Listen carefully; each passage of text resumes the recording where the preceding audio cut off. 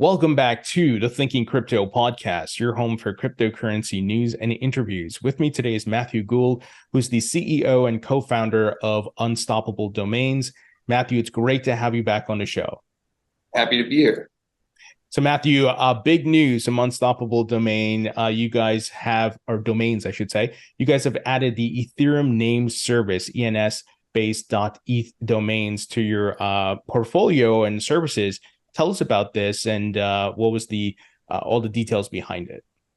Well, what we're seeing is that Web3 domains are becoming a little bit more mature over the past couple of years. And we made the decision internally that we want to be the one-stop shop for everyone to buy all their Web3 domain products. And so part of that is supporting .eth. If you look out there, the most popular systems right now by number of registrations are Unstoppable's system and then also .eth. And we think this is going to be much more convenient for everyone to just be able to manage their domains in one platform. And if you talk to our customers, and I think if you talk to .eth customers, they'll let you know that they actually own lots of different Web3 domains. And this is just one step in a longer term commitment from us to support Web3 naming systems more broadly. So this is us taking a step in that direction. You also see us working on things like the Web3 Domain Alliance, trying to get more people in the same room. As an industry, we need to get together and talk about the future of Web3 domains and try to make these things easier for consumers to use. Now, I know there's going to be new people listening to this, and we've talked about this in the past, but I would love for you to highlight the benefits of having a Web3 domain, because it's still a new concept to many people, like maybe having an email address was in 1990, right? Tell us about the benefits and why this is important. So I think the most immediate benefit that's easy for people to grasp is receiving cryptocurrency. So if you have ever sent crypto right now, you'll know that you have a whole bunch of different addresses, one for your Bitcoin, one for your Ethereum, one for your Litecoin, one for all the different coins that you have. And they're really long hex addresses that you can't remember. They're like 40 characters long. It's 0x, blah, blah, blah. And you can replace all that with a simple domain name like mat.nft. And we think that that is a huge improvement for crypto UX to get people more comfortable, because it's not only about simplifying the address itself, because now you can just remember that really quickly. It also consolidates. So instead of having 40 addresses, you can just have one where it points to all those different addresses. We also think it's going to be net safer for people, because a part of having a Web3 domain name is it serves as kind of that person's identity too. So if you want to send money to mat.nft, before you do it, you can go look up mat.nft and you could see, hey, is this person legit?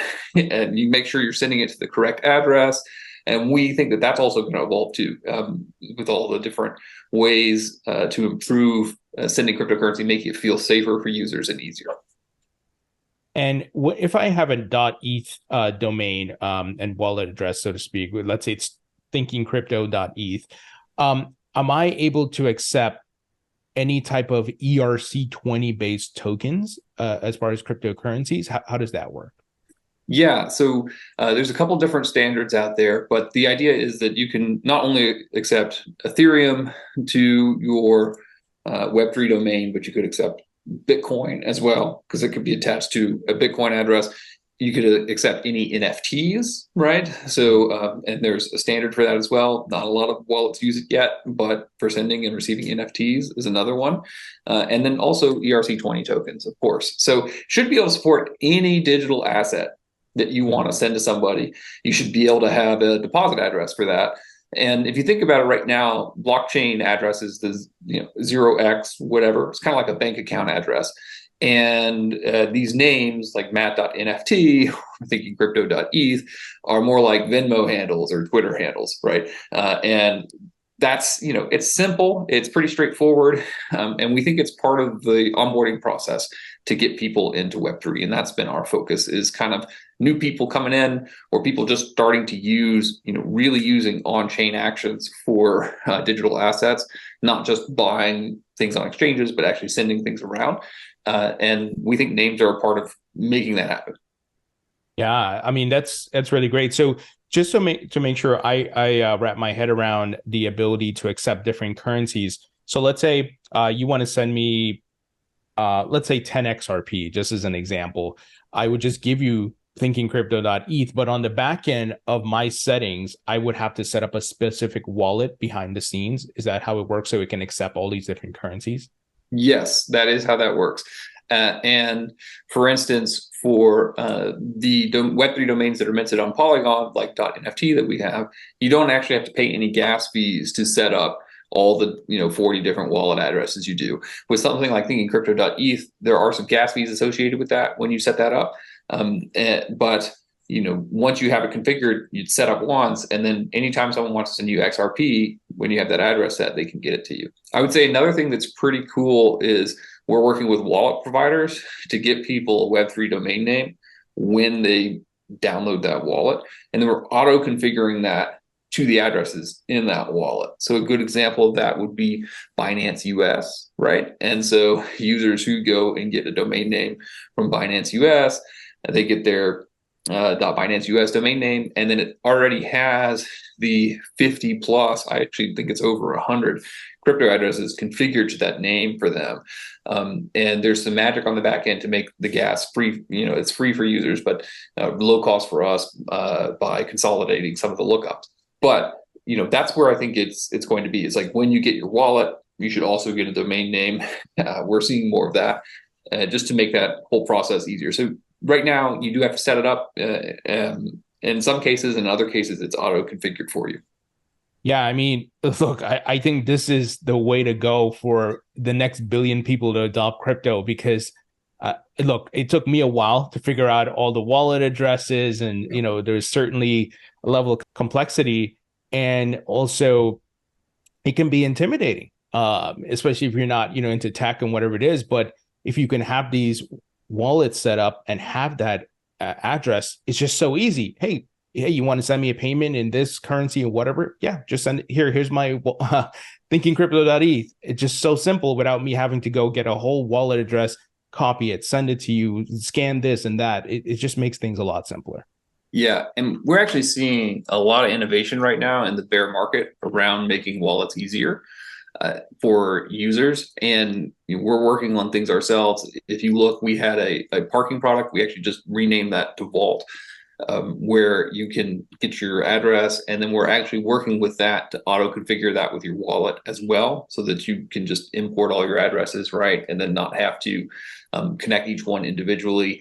And most people, we find, still don't understand how it all works on the back end. Like they don't know, like they know like, oh, I have some Bitcoin or I have some NFTs, but they don't really understand that there's a special private key that's associated with that.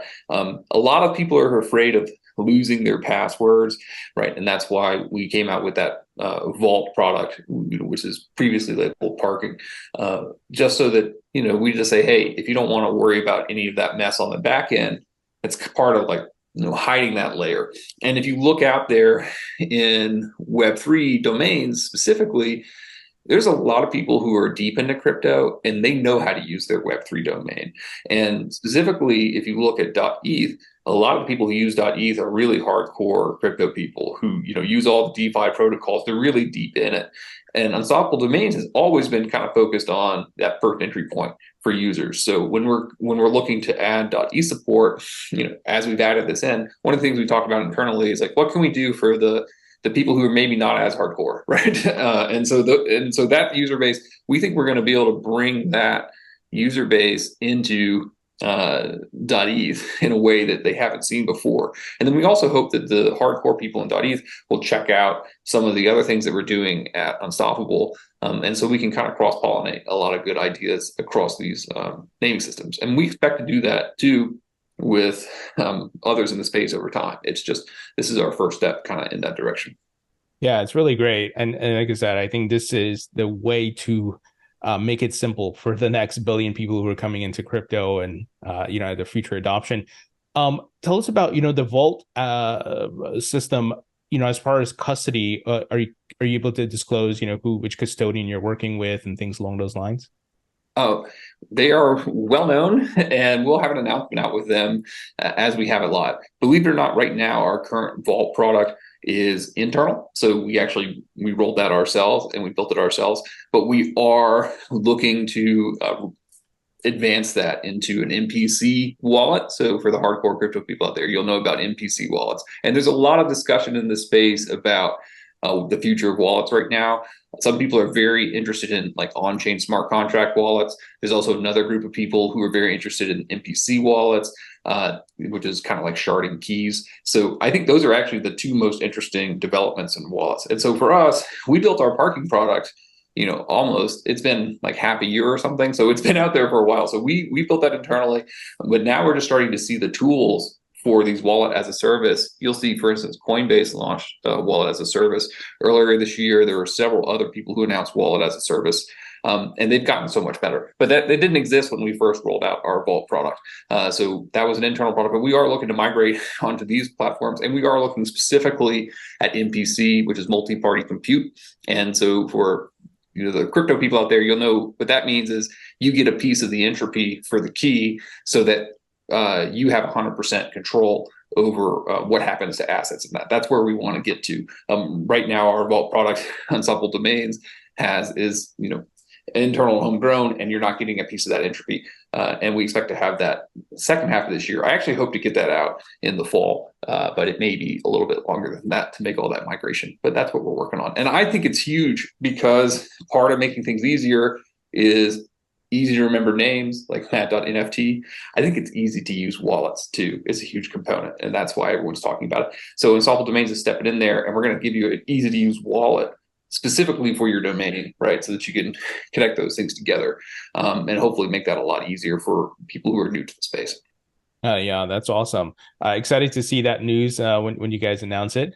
In addition, do you have anything else, in the works that you can give us a hint on? I know some things may be on the wraps, but, yeah. Well, so for .eth, you'll take a look. We have auto renewal, which has been kind of like a big problem for people who maybe bought a Ethereum.eth domain name, because there are renewals for .eth. Not all Web3 domains have renewals. .nft, .x, the ones that we do not, but .eth does, and so you may forget to renew it. So I think that's a big deal, and that's going to make it a lot easier for ENS community.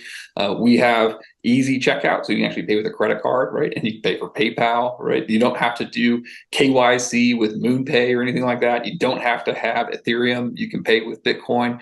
So I think that's a huge difference for us, and it's going to make things a lot easier. So being able to just buy your .eth domain with a credit card, you can shove it in a vault, so you don't have to have your wallet with you right at that moment. So you can just pay with a Visa, just have it shoved into a vault for you on Unstoppable Domains, and then you can even click a button and say, "Hey, just auto renew this for me in case I forget next year," right? And I think that's going to be a much smoother experience for people. We're going to keep iterating on those improvements. We have lots of other things, and if you go on Twitter, people are already suggesting like, hey, when am I going to be able to use .eth with some other, like my profile page at Unstoppable Domains? I think someone leaked a screenshot of that because they saw us have that out there. But those are some of the things that we're looking at, and just making Web3 domains more useful, and hopefully making it easier for people to attach information about themselves out there, so we can make it a little bit safer when you're sending crypto to your friends. For sure. Now, I saw you guys, and you mentioned it before, you have the .binance US as part as one of the domains. Obviously, there's a lot of challenges and headwinds right now in the United States with crypto regulations, enforcement actions, Binance being one of the exchanges that was targeted. Any concerns there that if, let's say, Binance US was to have any issues, what would happen to users' funds and the wallet and things like that? So we are the naming service, and we actually point to the wallet on Binance in this case. So anything that's going on with their wallet will be handled by Binance themselves. The names will still be there because they're on chain and registered to those users. So we're not worried about the naming functionality, and we obviously hope for a quick and solid resolution for what's going on at Binance US. I think everybody in the space does. We haven't seen the type of regulation in Web3 domains that they're seeing on the exchanges and then on some DeFi protocols, and even DAOs. So we've been very fortunate. I think we made some good decisions. I will tell you, I am so happy right now that we didn't launch a token in a DAO, right? Because if you look on Twitter and you see what's happening there, I think it's just getting started, and those things take a long time to kind of get worked out, and those are complications that we just don't want to have to worry about. Ultimately, though, I think all these things are going to be resolved in a positive manner. We're pretty upbeat on where things are going to end up. And end of the day, people are still going to want to have a name to make it easier for sending and receiving crypto. And as long as we stay focused on that and delivering value to users, I think that's what's important. For sure. And you brought up a great point about not having a token. And I think, but would the door still be open that once we have comprehensive regulations and there's clear rules?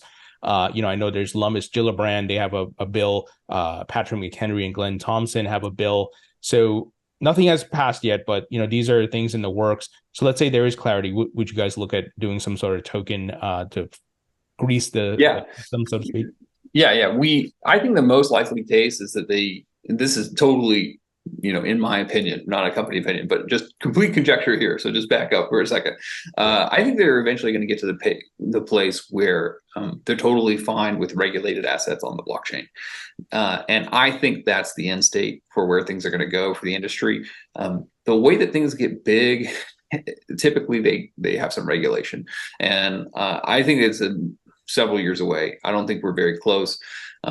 But I mean, it's very easy for me to understand why having instantaneous settlement for stock would be super useful for equity, right? And then allow anyone on the planet to own it. Like, it would be really great if you could just buy Apple shares on the blockchain, right? And people have been talking about that. Nick Szabo has been talking about that for, I don't know, 7 years. He had a company 7 years ago to do that on Bitcoin. And I think it's going to be another 7 to 10 years before we get there, unfortunately. So yeah, I'm excited about it. I actually think it's going to unleash just a lot of startup opportunity, like a lot of startups, if it's easier to raise capital. Because if you look back at 2017 in the ICO market, the bad part was it was a lot of scams, 90% plus scams on the ICO market. But the good part was it made it so easy for entrepreneurs to get capital from anyone on the entire planet. And if you ask me, like, what do we need to have in place in order to make that a reality? I think you need to have identity, right? Or at least some form of opt-in identity that respects the user's privacy.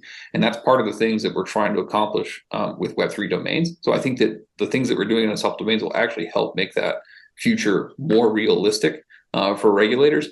And then we need regulators to just say, hey, this is how the game is played. Even if they have really strict rules, it's so much better to have really strict rules than to have no rules, right? And of course, we want to have rules that open up opportunity.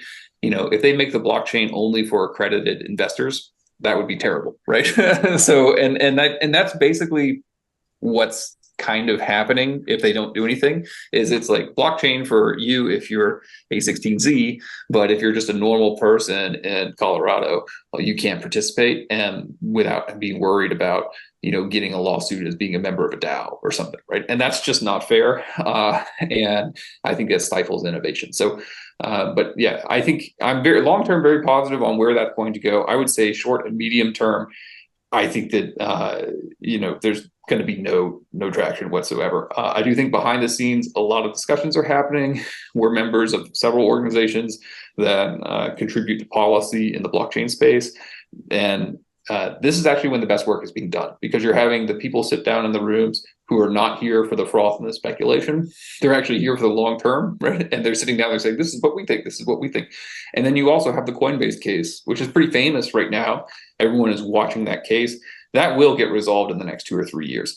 And I have opinions on that as well. But I think Coinbase has an uphill battle to win that one. But the good news is at least they'll get some kind of information in the next couple of years.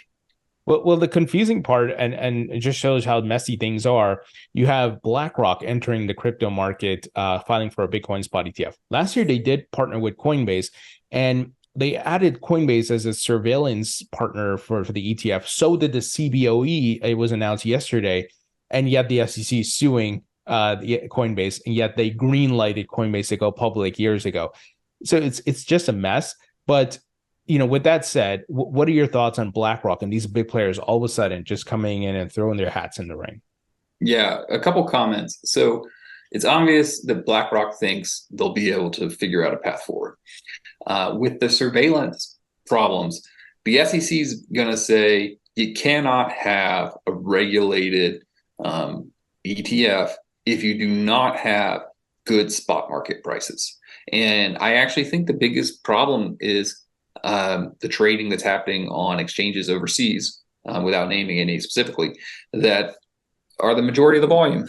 And so the SEC has a real problem because they say we don't actually know what the price of Bitcoin is in America because 70% of the volume is overseas on these unregulated exchanges, and it could be manipulated. And so they're worried that someone is cornering the market on BTC, kind of like they corner the market in copper or gold or whatever, and they could manipulate the prices, which would impact the ETF very negatively. And so that's why you see BlackRock put the surveillance thing in there. And the key part about the surveillance, as far as my understanding, and I am not a lawyer, is that the SEC has to be satisfied that there's enough volume on that spot exchange market to justify the ETF, and that it won't be overwhelmed by trading that's happening overseas. And that's essentially the problem. And to be blunt, I think the SEC is going to win that argument in court that there is not enough spot trading because there are exchanges out there right now which have a history of potential legal problems. And until those legal problems are resolved, they're going to be able to say 50% plus of the trading for these assets is on exchanges that are currently in legal trouble. And I think that they get in front of a judge for that. The judge is going to say, well, let's wait until those are resolved. So I think a lot of people are hopeful about an ETF resolution. I think that the good news is BlackRock has said they think they can get it through. And I think the bad news is I don't think they're going to be able to get it through until some of these other problems in the industry are resolved. You need to get FTX liquidated. You need to get Mount Gox liquidated. You need to have a larger spot exchange market that has controls in place to prevent manipulation. So yeah, I think it's good news that BlackRock is in it because they wouldn't do it if they didn't think they could get it across the line. But I do think that it's going to be held up for a long time. Well, what do you think about the argument that folks are saying, well, the SEC approved a futures ETF, a 2x leverage ETF, a futures ETF, and a shorts ETF. So, how can you have those and not the spot ETF? And I know there is a bit of a difference there, but I think the SEC may argue that they want to suspend those because they're going to say, hey, we just found out that a lot of this trading is fraudulent, right? Based on the FTX case. And based on some of the other things that are happening. And so they're actually going to go back in time and say, we were fooled, right? And they were, along with a lot of other people were fooled. And so they don't typically want to unlist things that are already listed, but that's essentially going to be their argument. It's like between when those things went out and now we've had this new evidence that's come through. And the new evidence is pretty compelling, I think. And that's going to get them to be able to delay and until they have good surveillance tech in place. Now, BlackRock is going to do a great job putting in spot surveillance, right? So I think they're going to do, like, if you just imagine what they're going to be doing, and there's someone out there who's smarter than me on this, but they're going to get contacts with every single Bitcoin miner, every single OTC desk, every single whatever, and then they're going to aggregate a whole bunch of data, and then they're going to be able to report that into the SEC to say, hey, here are spot prices across hundreds of different vendors and hundreds of different markets, so you can feel more confident that this price is not being manipulated. That's what they're going to have to get to. Yeah, for sure. Their track record is pretty incredible. I think it's like 570 or something fun. So let's see if they can pull it off. Final question here for you. Thoughts on the recent rally of the market? Do you see the 4-year cycles playing out, with the Bitcoin halving next year? Wow, that's a tough one. Patterns repeat until they don't. And I don't know, it's so hard. And if you look back, I think last year was the hardest year on record for assets. No one would have predicted what would have happened last year. Very few people predicted what happened this year, right? So I'm gonna pass and say I don't have a prediction on where things are going to go. I think you need to be prepared for anything in this market. If I was going to make a prediction, I would say that the people who are still here are serious and they are working on some seriously cool tech. And we're going to see that out in the next few years. And we got to prove ourselves in the market. Like, these products have to have utility for end users. Yeah. As long as we do that, I think that we're going to continue to grow. And I'm excited about the future. And we're going to do it for identity. So, we're going to push that, the Web3 domain names for identity narrative. We think there's a lot of value here for end users. So we're going to do our part. And we're kind of excited about where that's going to go over the next 3 to 5 years, even if in the next 3 to 5 months, it's pretty uncertain. Matthew, I apologize. One more last question that just came to mind. Does the Unstoppable Domain service also cater to stable coins, and would it potentially cater to CBDCs that may be running on different blockchains in the future? Yeah, so we are agnostic to your digital asset. That's kind of, so we should be able to work with any digital asset. That's the idea.